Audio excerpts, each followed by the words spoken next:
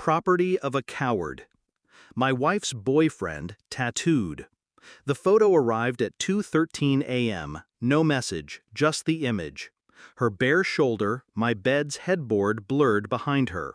And there, above her collarbone, in thick black ink, property of a coward. My hands didn't shake. They didn't know how anymore. Instead, my thumb rested on the screen, my eyes cataloging every detail. The fresh redness of the tattoo, the way she was half smiling as if the camera were an inside joke. I didn't reply. I didn't delete it either. I just stared into the darkness of my room, my own reflection faint on the phone's glass. Somewhere in this city, she was asleep in another man's bed, skin still stinging from the needle. She wanted me to see this. She wanted me to break. But I don't break. I dismantle. The next morning she acted normal. Coffee brewing, robe tied lazily, her voice just a touch too light, like she'd rehearsed the performance. "Morning," she said. I nodded, sat across from her, watching her hands cradle the mug. I didn't ask about the tattoo. Not yet. Instead, my mind replayed the last 6 months. The late work dinners, the sudden gym membership, the way her phone had become another limb she guarded. She'd become careful, but not careful enough.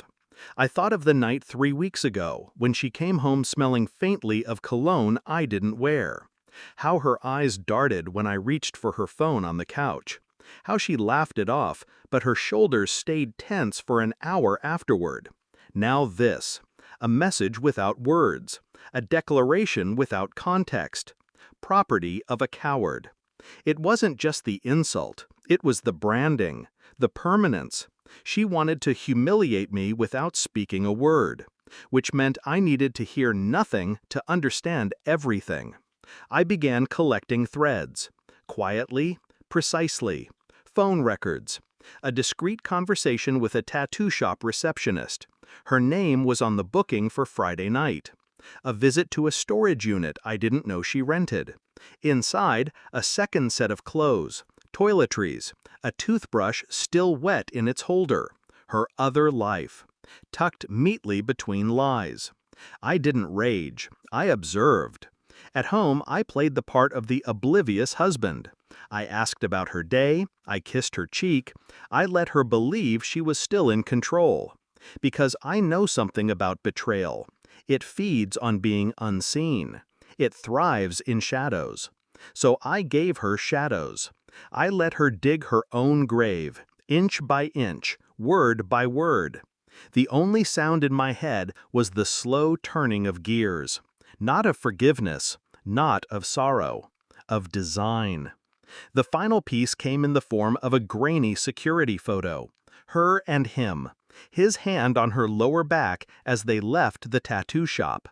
Her head tilted toward him, the way she used to tilt toward me.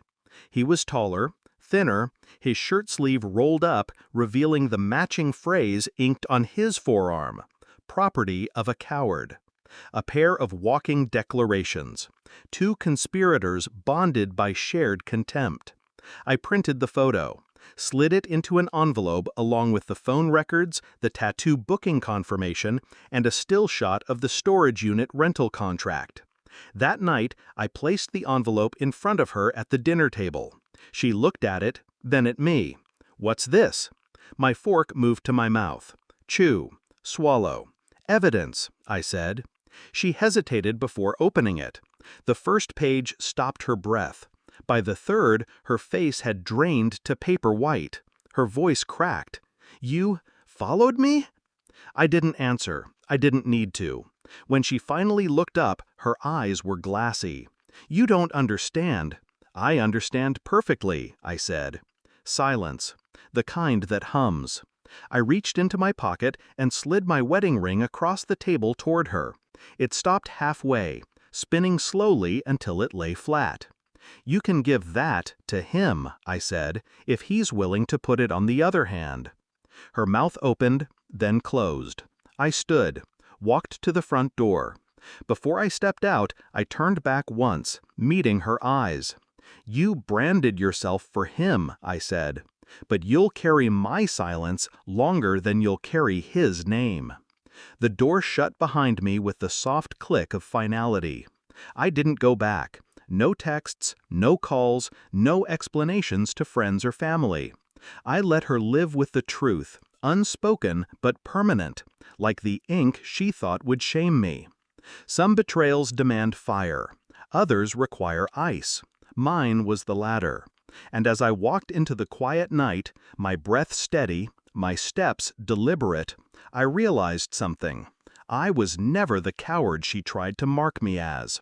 I was the one who saw through her, the one who left without giving her the satisfaction of watching me burn. Her tattoo will fade with time. Her memory of my silence will not. Because nothing haunts a liar more than the man who refuses to play his part in their story. Some people leave scars you can't see. I prefer to leave the kind you can't forget. If you want, I can also craft a 10-12-word chilling teaser for this that fits your Cheating Tales story channel style so it hooks instantly before the video starts. Would you like me to prepare that next?